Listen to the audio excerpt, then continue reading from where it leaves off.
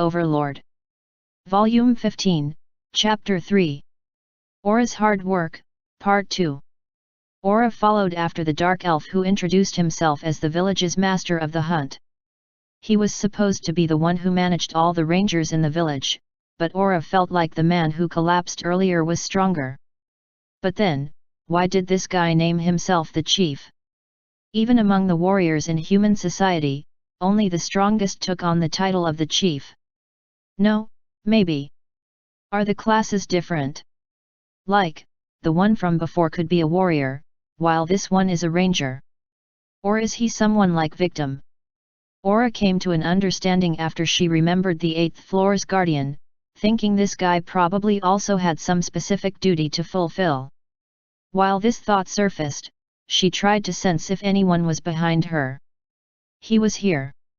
And he would continue to be here. A bunch of dark elves followed after Aura and the master of the hunt. There shouldn't be any casualties from the monster bear they had sent into the village. Perhaps it was because they had nothing to do for now, or perhaps they were stimulated by curiosity, they followed after their rare visitor. Obviously, she didn't feel any hostility or killing intent from them. Of course, there was a possibility that there was someone very skilled among them who could hide from Aura's senses, but Aura's intuition told her that there was no one like that here. In the first place, if there was a person here who was that strong, they could have easily killed the monster bear before Aura arrived. Looks like we are not exposed. Right now, she thought no one in the village realized that they were the ones who had sent the monster bear. Aura thought listlessly. Why did Insama not want to let anyone from the village die? Her master's orders in a gist were, infiltrate the village and prepare the groundwork for an amicable relationship. The village would have been more grateful if she had saved them after a few people had died. Maybe some would have complained that she should have saved us sooner, but such people would grumble no matter what she did. People like them who would be nothing but trouble for Aura, and consequently, trouble for Nazarick could be wiped out when an opportunity presented itself. For example, they could send in the monster bear again. But I still can't understand Insama's thoughts. Considering his instructions, pushing them to the edges of despair and a dramatic rescue after would have been more effective.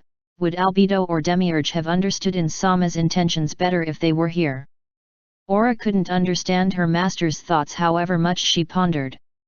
Of course, there was probably no one who could fully understand the wise ruler, but that didn't mean she should stop thinking about it completely. Their master wished for their growth. Furthermore, as the top brass of Nazarick, floor guardians were supposed to act as role models for every denizen of Nazarick. Maybe it would be troublesome if someone we killed could have been useful later, but Insama is probably thinking on a deeper level than that. It was also the same for that monster bear. When she asked if she should just kill it while the dark elves were looking, he replied that it would be wasteful and there was a big demerit in doing that. Certainly, it was a rare specimen unknown to her, and it also looked like it could be considered strong for this world. She agreed with her master's decision because they were uncertain whether they could find another strong specimen like it. Sure, she was the one who proposed a way to put the monster bear to good use, but killing the monster bear would be better to allay the village's suspicions about them. Her master agreed on that point. But, it felt like he refused because he didn't want Aura to kill the monster bear with her own hands. Since she wasn't informed of any demerits of that act, she continued to contemplate on the possible reasons. With Insama's intellect, troubles or mistakes shouldn't occur if I follow his orders to the letter.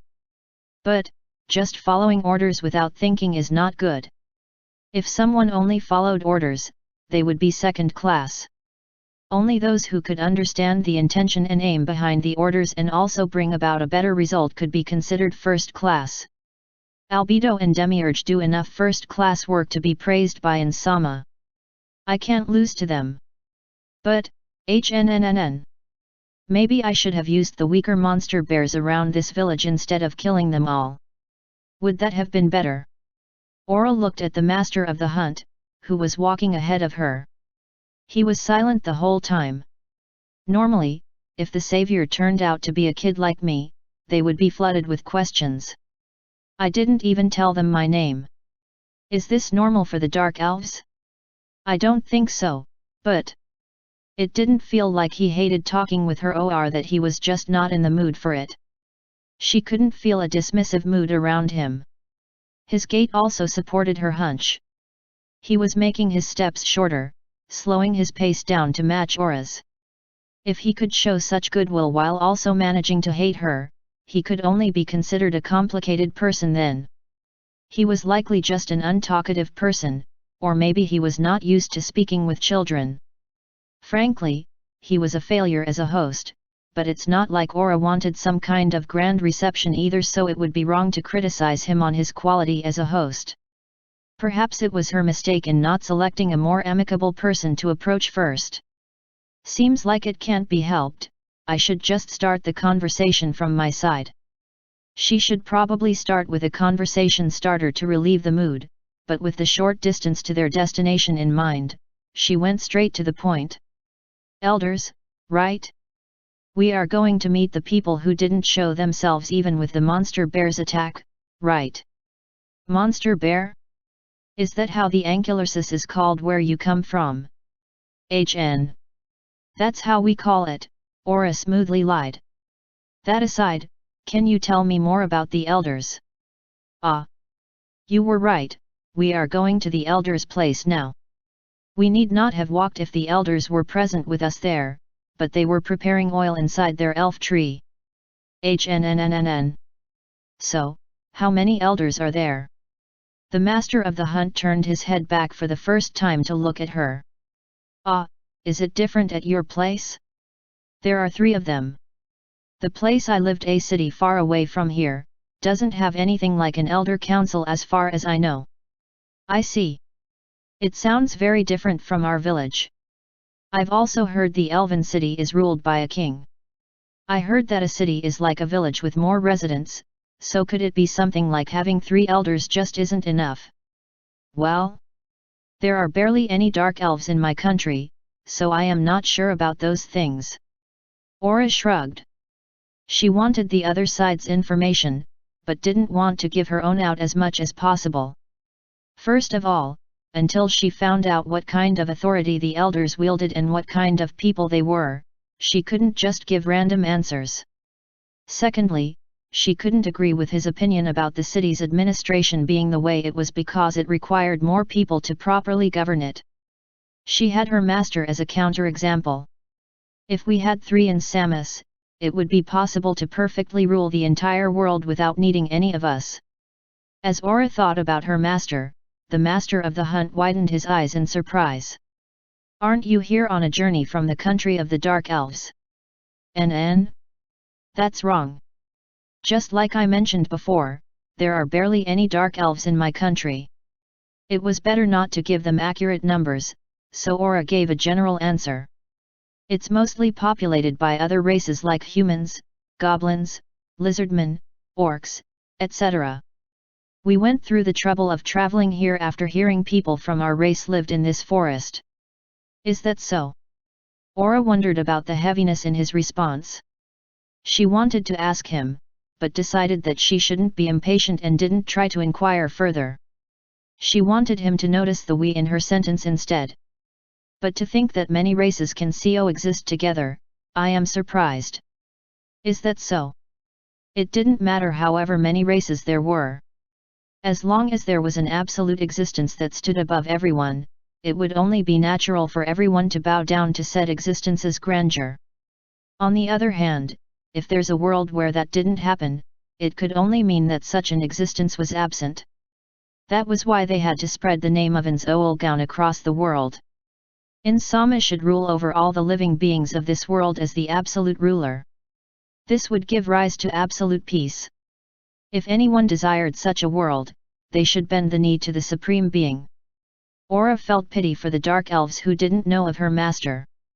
It was the type of compassion a civilized person tended to reserve for ignorant savages. Albedo would probably get angry about their ignorance, but that would be truly cruel. The important thing is kneeling to Insama after learning of him. But there could be one more reason why someone wouldn't bow their heads other than sheer idiocy. It was either when the other party was someone on the same level as the supreme beings, or was under the rule of someone like that. Supreme beings were existences that rivaled gods, but unfortunately, similar entities also existed. Of course, the supreme beings stood at the top of even such existences. In the past, they repelled those entities who came to violate Nazarick. It was also said that one of the supreme beings was the third strongest person in the entire world. Yet, the fact that there were some who could rival the supreme beings in power was undeniable. That was why their master, the only supreme being who stayed behind with them, was being cautious. I can understand Insama's caution because he is the one who has the most experience against them. I feel like there's no one like that here though. But I shouldn't be having such optimistic thoughts while Insama is being cautious. If there was someone who could rival supreme beings, even if they hid skillfully, they would be at least moderately famous as long as they interacted with others. There were some similar existences in this world's history, but there were not even any rumors about such existences in this era. It's conjectured that this area was at the edge of the wider world, so information was hard to reach here. Demiurge said that we should continue to be on guard after all. He said that it was hard to stop the information about the birth of the Sorcerer Kingdom from leaking out, so when the information spread to the entire continent, they could finally confirm the presence or the absence of players. Therefore, as the Floor Guardians, they should keep their master's warning in mind. He also said that opponents were most likely to appear in the chaotic situation caused by a war, and it would also be their chance to fish them out at the same time. We are not exactly on friendly terms with other races, but it's not like we are in a fierce conflict with them either. There are times when we stand in opposition trying to occupy a safe place in this forest, but there are also times when we have to cooperate because the monsters are our common enemy. Are the monsters outside the forest strong? She felt like the question "is that why you are strong too?" was hidden behind his words. Strong, I think. But, maybe not that strong for me.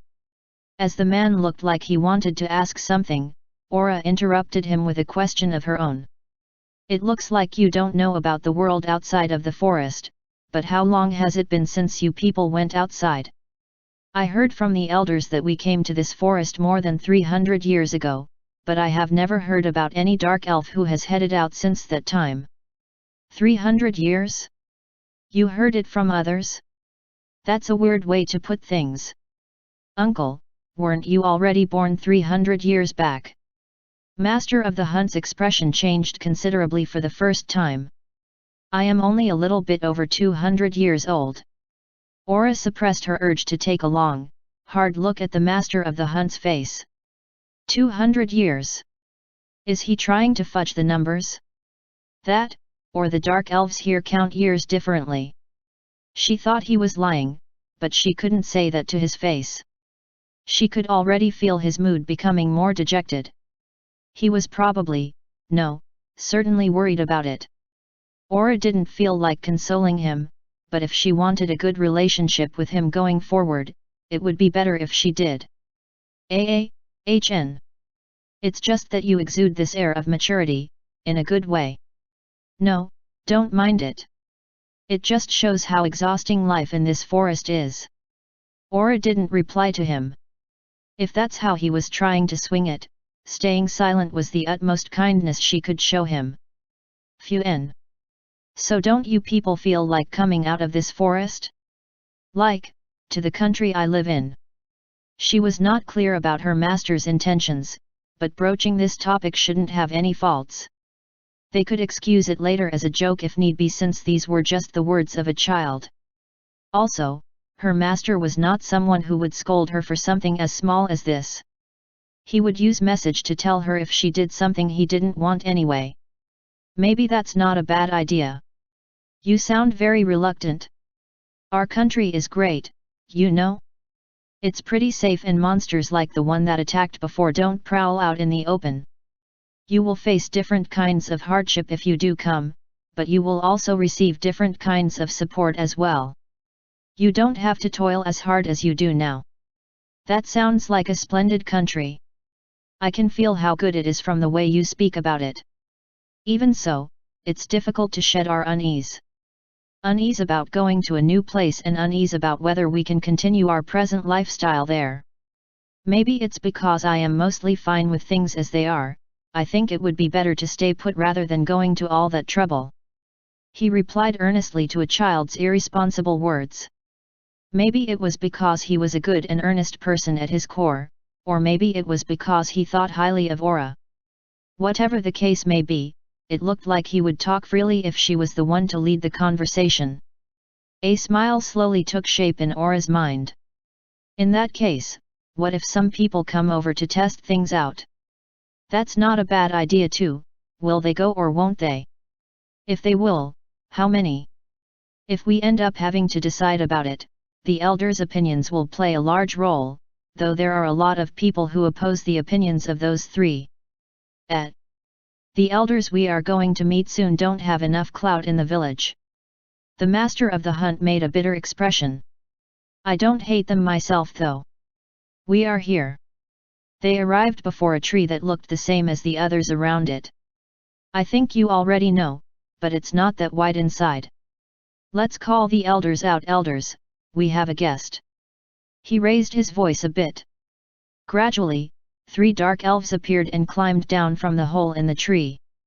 The group consisted of 2 men and a woman. Even though they were being called elders, they didn't look that old. When compared to humans, they looked like someone in the later part of their 30s. It's hard to guess the dark elves' ages from their appearance after all. I already made a mistake by calling this guy an uncle.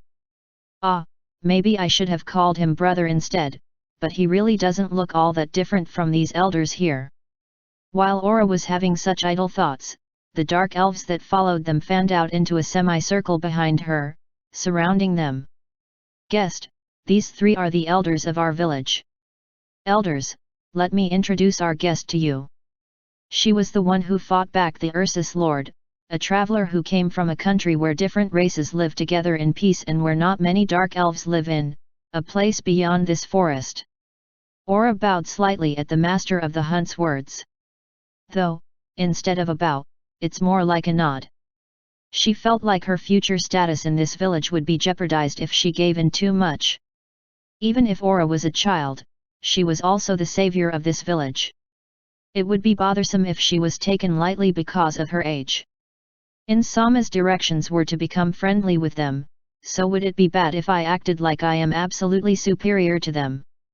I am Aura Bellafiora. Pleased to meet you. Tomu. You have done well in coming here, sapling from far away, Aura Bellafiora. The man who stood in the middle, probably their representative, answered her with somber words.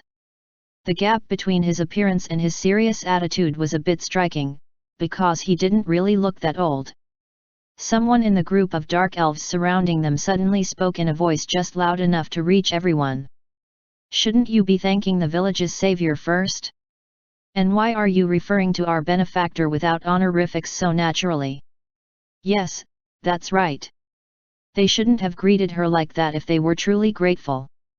Maybe they are being arrogant because the other party is a girl.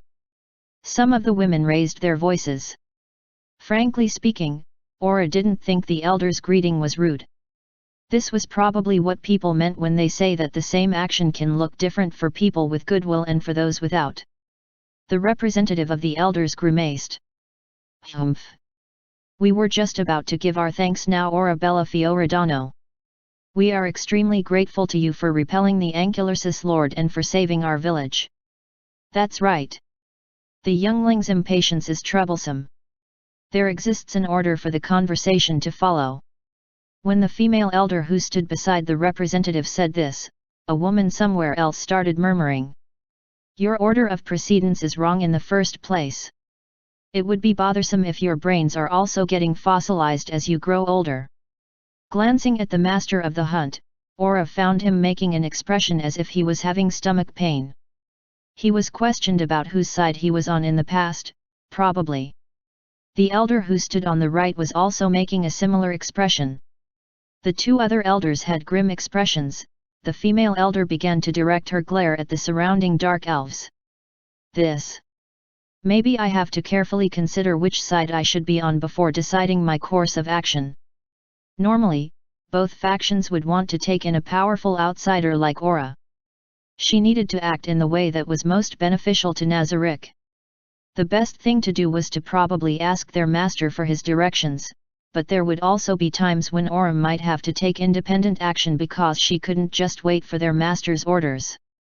Everything would be far easier if Insama simply answered. One of the reasons why he hid his goals was because he wanted the members belonging to Inzolgaon, including the floor guardians, to grow and was expecting them to be more autonomous. He wanted them to think and act on their own. But that's a heavy responsibility from Aura's point of view. Even if I make any mistakes, he likely intends to clean up after me with one of his usual awesome plans. But that didn't mean she was free to make mistakes. To act without thinking just because their master was going to cover for them would be nothing but disloyalty. As a floor guardian, as one of the aides on this mission, Aura had to think seriously and discover the path that would bring the most benefit to Nazarick. That was why Aura couldn't help but get exasperated at the Dark Elves bickering before her, showing their inner turmoil before a guest in contrast to how serious she was. However, this was also a good opportunity.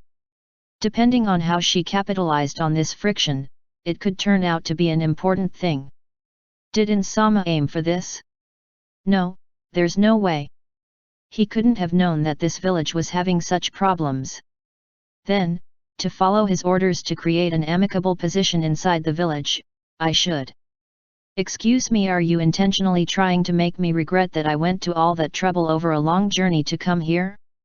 If not, can't you do this somewhere else without me? I would rather be shown things that I can boast about to my acquaintances from other races when I return back to my country and say that the Dark Elves village is a good place. The place suddenly went silent, as if they were just splashed with cold water. A natural development. If they had felt even a little bit of shame at their actions just now, they certainly wouldn't want the news of it spreading to other races. Aura felt like maybe she went too far. Even though she was the one who fought back the monster bear the Ankylosis, she was still a child saying impudent things.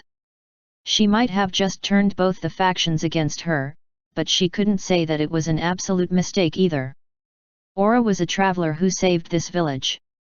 If they were to forget that and criticized her despite showing their disgraceful side a few moments before, they could only be considered people without character.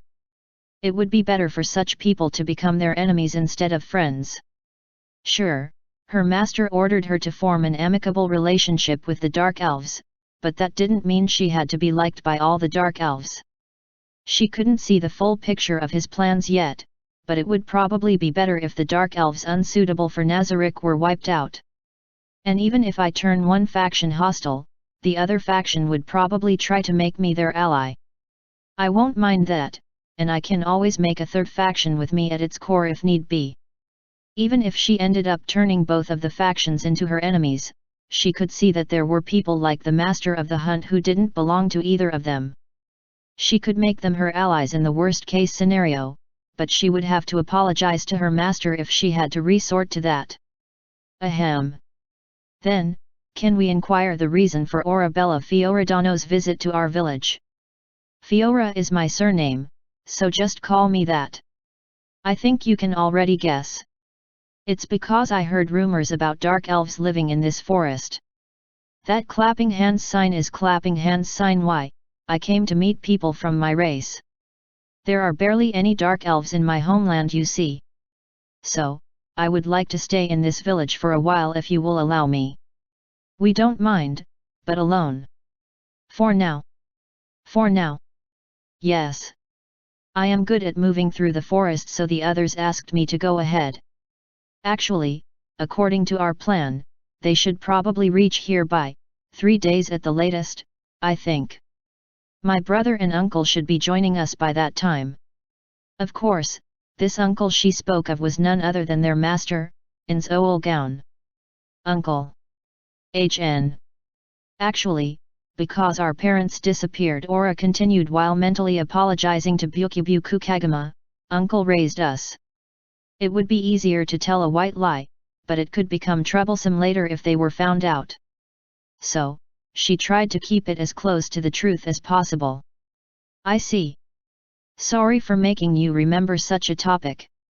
So, you came here alone, seeing that you are strong enough to fight back an Ankylosis, a lord at that. I can understand. Aura was surprised as she expected more words of consolation. Aura thought over it. This was the Great Sea of Trees after all, a place filled with danger. As there was no lack of children who had lost their parents, her story was probably not sad enough to warrant more consolation. Then, we don't mind if you are planning to stay. We can lend you an elf tree if you want. So, what do you think? HN. Please do so. Understood. Someone apple. Lead Fioradano to a vacant elf tree. Can you do that?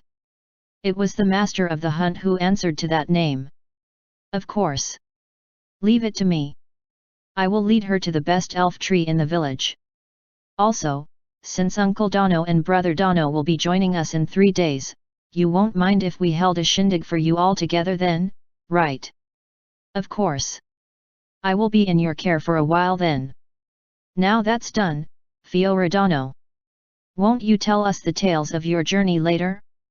And we will also be happy if you would tell us about your country where there are no dark elves.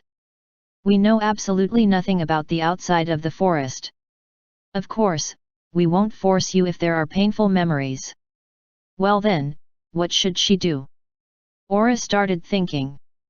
There were no benefits to revealing her true identity like an idiot. It could have helped with getting people's attention, but it had no meaning now as she had already demonstrated her strength. That said, just like how giving out information thoughtlessly was bad, appearing completely reticent would not be good either. In that case, her only options were to lie, to dole out the truth little by little, or mix the truth and lie in proportion.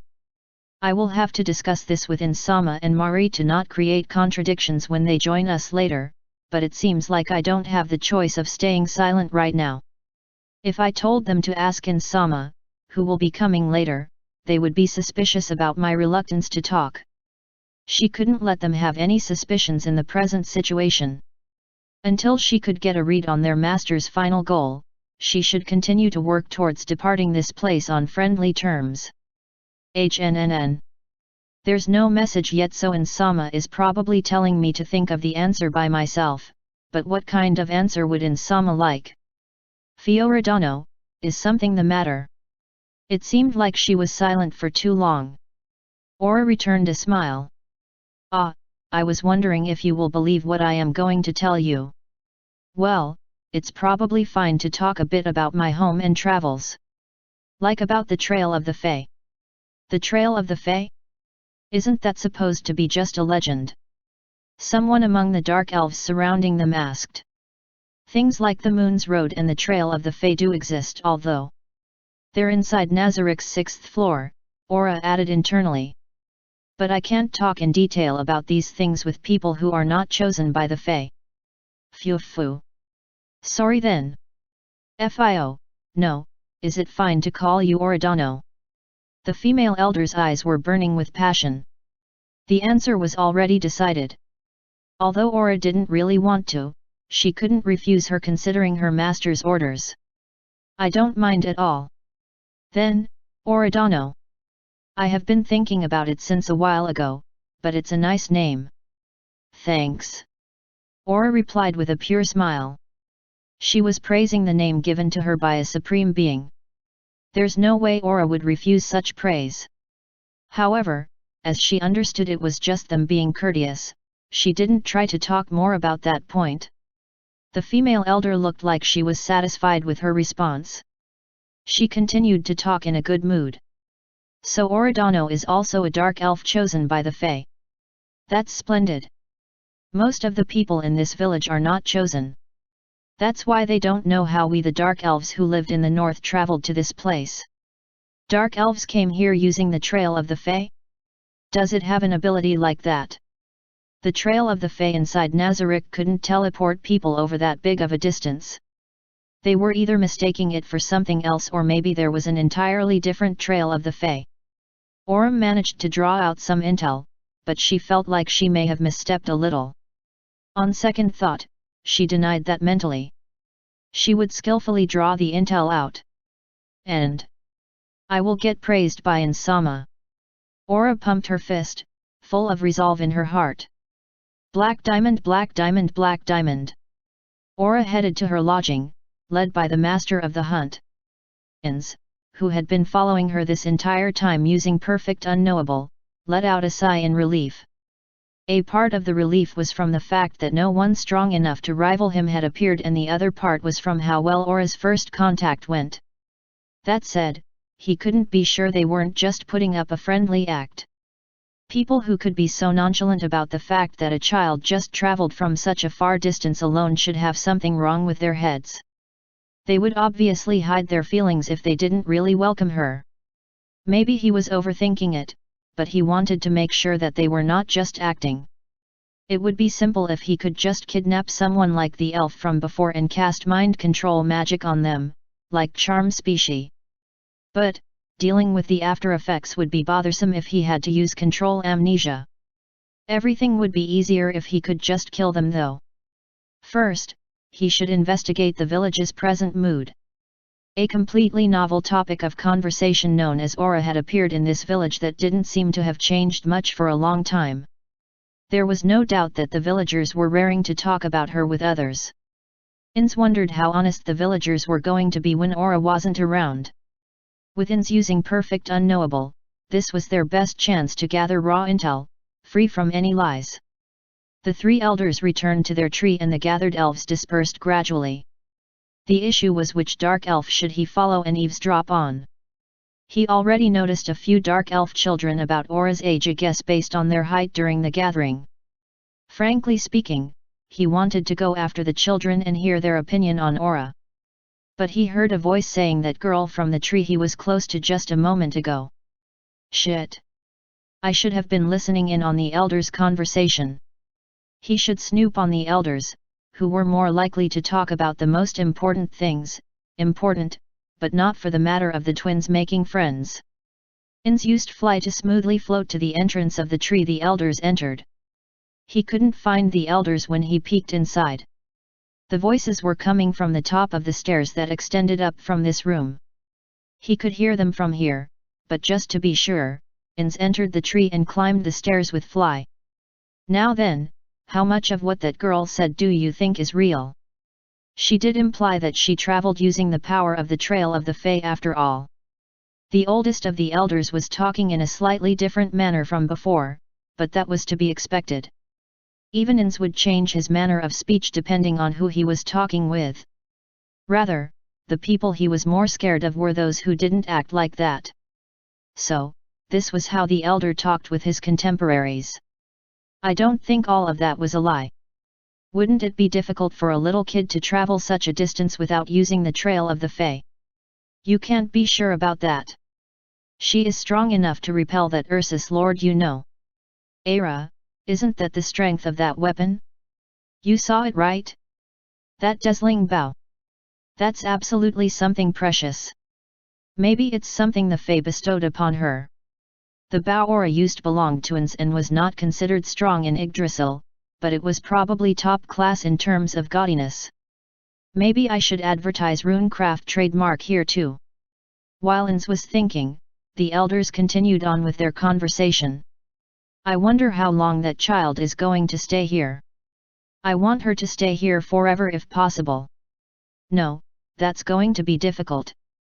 It's more likely that she will immediately set out again after joining up with the Uncle Dono and Brother Dono later.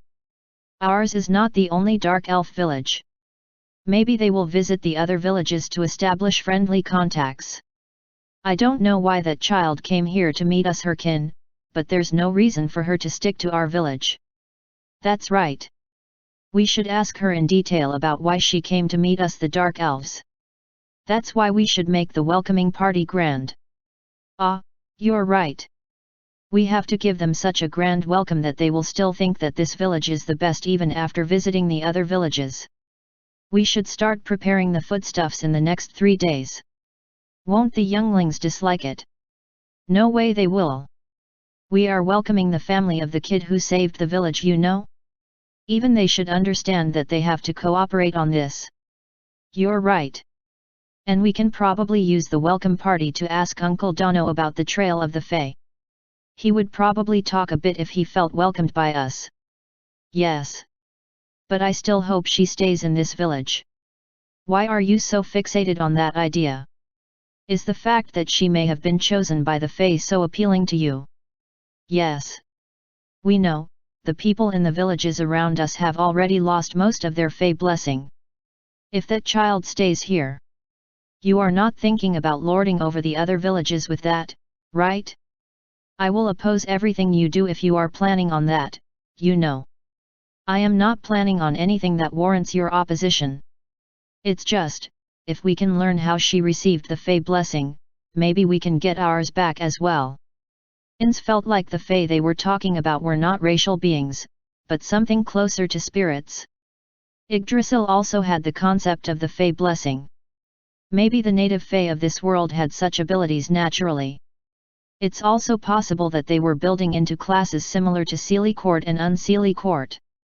Those classes should have a special teleportation ability similar to the Trail of the Fae if he remembered correctly. I should probably make sure of this thing.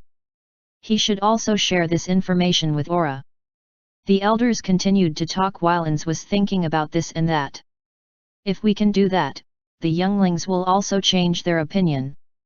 Anyway, don't force the guests to talk about it. Not only that.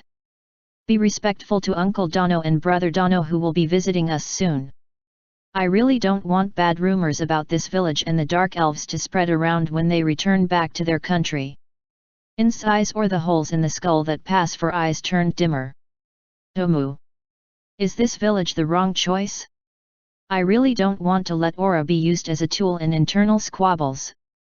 He would never let the children entrusted to him by Byukyubuku Kagama be hurt. Ins felt irritated with the female elder. I should tell her not to get close to the adults. I just have to hope at least the children here are pure. After hearing they had changed the topic to the welcome party and confirming that they were not suspicious of Aura, Ins cast greater teleportation. After reaching his destination, he dispelled perfect unknowable. Ain-sama. Welcome back. Mari, who was waiting outside the green secret house, gave a little bow. I am back, Mari. Looks like everything's fine here. An eyeball corpse he summoned using Create Undead was floating beside Mari. Ins looked around for the huge thing that should be there, but couldn't find it. I see.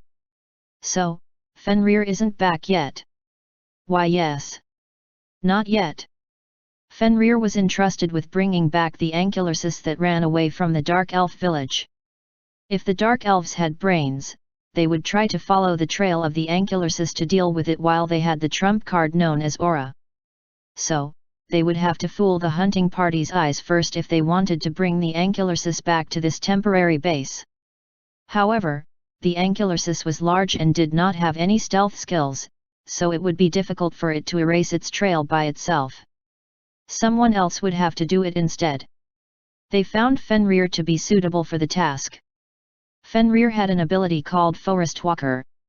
The plan was to make Fenrir carry Ankylosis here on its back so that there would be no traces left behind. Of course, Ins could go there and teleport back with it using greater teleportation, or he could carry it with fly like Narbarl did, but Ins had to go along with Aura to the village to gather intel. In case there was an emergency, he would also be responsible for exterminating the enemy or helping Aura escape, so they entrusted that task to Fenrir. Looks like my prediction is off. I thought they would immediately send out a team with Aura to finish off the Ankylosis. Maybe I should just fetch it myself if there's still time. I see. Then let's wait here for a bit. Anyhow, you are probably worried, so I will tell you. Well, you probably guessed it already, seeing me returning alone. You didn't receive any messages from Aura, right? Mari nodded at Ins's question. Well, that's how it is.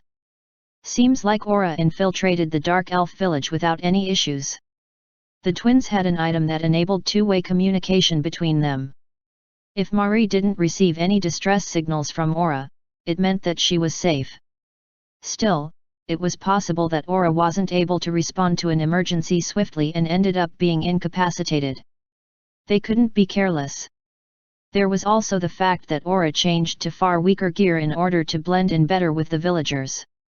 It was far easier than usual to kill Aura in her current state. The fact that Ans didn't appoint something to guard her in secret while he knew this was because they as a group had decided not to. After a discussion with Aura and Marie, they ended up choosing not to deploy any guards around Aura.